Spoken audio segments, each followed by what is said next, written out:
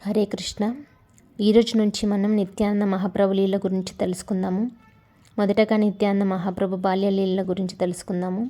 అయితే శ్రీల నరోత్తమ దాస్ ఠాకూర్ల వారి కీర్తనలో హేనా నితాయ్ బినేభాయ్ రాధాకృష్ణ పైతేనాయ్ అంటే నిత్యానంద మహాప్రభు దయ లేకుండా ఎవ్వరు కూడా రాధాకృష్ణులను పొందలేరు. అలాంటి రాధాకృష్ణ ప్రేమను మనకు అందించడానికి ఆది గురువైన బలరాముడే స్వయంగా నిత్యానంద మహాప్రభువుల ఈ కలియుగంలో అవతరించారు. నిత్యానంద మహాప్రభు 1474 సంవత్సరంలో మాఘశుద్ధ త్రయోదశి రోజు పశ్చిమ బెంగాల్లోని రాడా దేశంలోని ఏకచక్ర అనే గ్రామంలో జన్మించారు. వారి తల్లిదండ్రులే హడాయి పండిత్ ఇంకా పద్మావతి దేవి. అయితే నిత్యానంద మహాప్రభు జన్మించకముందు ఆ రాడా దేశం మొత్తం చాలా దుర్భిక్షంతో, కరువుతో ప్రజలందరూ కూడా చాలా బాధల్లో ఉండేవారు. కానీ నిత్యానంద మహాప్రభు ఎప్పుడైతే జన్మించారో ఆ రాడా దేశం మొత్తం కూడా దుర్భిక్షం అంతా పోయి ప్రజలందరూ కూడా ఆనందంగా ఉన్నారు. అయితే మామూలుగా పిల్లలందరూ కూడా రకరకాలైన ఆటలు ఆడుతూ వారి బాల్యాన్ని ఎంజాయ్ చేస్తారు కదా. కానీ నిత్యానంద మహాప్రభు మాత్రం వారి బాల్యంలో కేవలం భగవంతుని యొక్క లీలలను మాత్రమే ప్రదర్శిస్తూ చాలా ఆనందంగా గడిపారు. నిత్యానంద మహాప్రభు వారి స్నేహితులందరితో కలిసి కృష్ణుడు ఏ రకంగా జన్మించారో వారి స్నేహితులందరూ కలిసి దేవతలు ఇంకా భూదేవితో కలిసి ప్రార్థనలు చేయడం వల్ల కృష్ణుడు ఏ రకంగా అవతరించారో ఆ లీలలన్నింటినీ కూడా కళ్ళకు కట్టినట్టుగా చూపించారు. తర్వాత నిత్యానంద మహాప్రభు వసుదేవు దేవకి యొక్క వివాహ లీల ఎలా జరిగిందో దాన్ని ప్రదర్శించారు. తర్వాత కృష్ణుడు ఏ రకంగా జైల్లో జన్మించారో అంటే ఆ కారాగారాన్ని వాళ్ళు స్వయంగా తయారు చేసి కృష్ణుడి యొక్క జన్మలీలను చేశారు. తర్వాత పూతను సంహరించే లీలను కూడా చేశారు.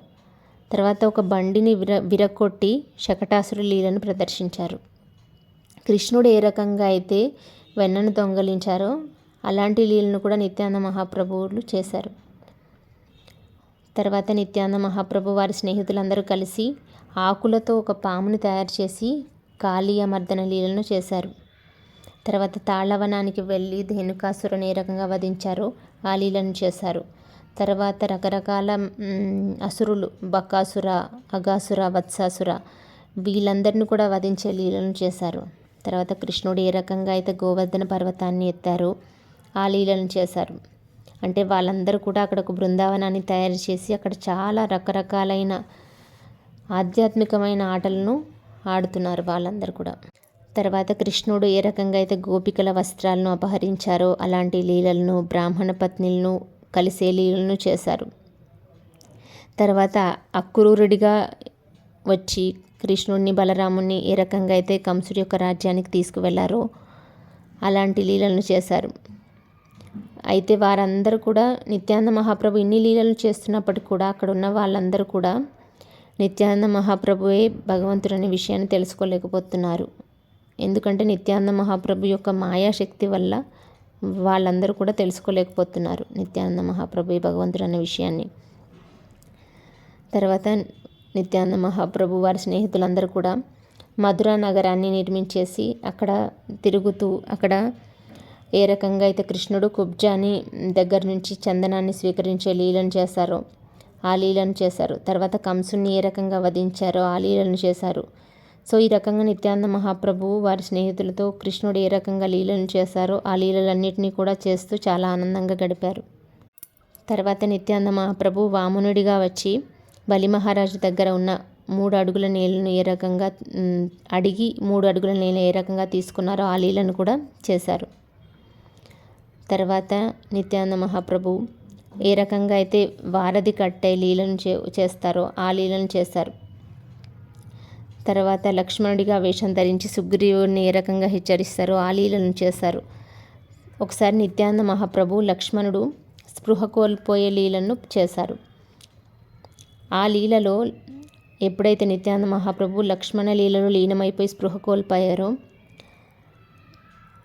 అందరు స్నేహితులు కూడా నిత్యానంద మహాప్రభుని చూసి వారిలో ప్రాణం ఉన్న లక్షణాలు ఏవి కనిపించకపోవడంతో వారందరూ కూడా గట్టిగా ఏడ్చారు. అంతలో నిత్యానంద మహాప్రభు తల్లిదండ్రులైన హడాయి పండిత్ దాసు, పద్మావతి దేవి కూడా వచ్చి నిత్యానంద మహాప్రభుని ఆ స్థితిలో చూసి వాళ్ళందరూ కూడా అక్కడ స్పృహ తప్పి పడిపోతారు.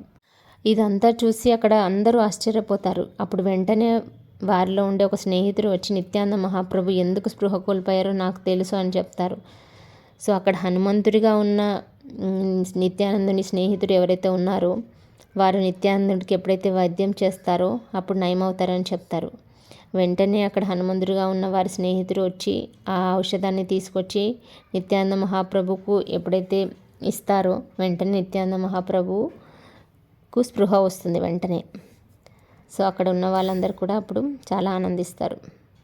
సో ఈ రకంగా నిత్యానంద మహాప్రభు స్నేహితులు ఎప్పుడు కూడా నిత్యానంద మహాప్రభువుని ఒక్క నిమిషం కూడా వదలకుండా రోజంతా నిత్యానంద మహాప్రభుతో పగలు రాత్రి తేడా లేకుండా ఎప్పుడూ ఆడుకునేవారు.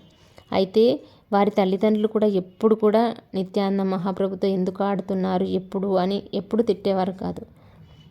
పైగా వారందరూ కూడా నిత్యానంద మహాప్రభుని చాలా ఆప్యాయంగా ప్రేమగా చూసేవారు. మేము ఇలాంటి ఆటలను ఎప్పుడు చూడలేదు అని వారు అంటున్నారు.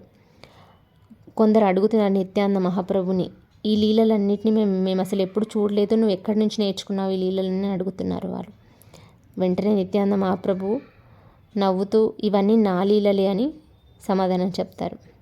సో ఈ రకంగా నిత్యానంద మహాప్రభు వారి బాల్యంలో వేరే ఆటలపైన ఆసక్తి లేకుండా కేవలం భగవంతుడి లీలలను ప్రదర్శిస్తూ చాలా ఆనందంగా గడిపారు.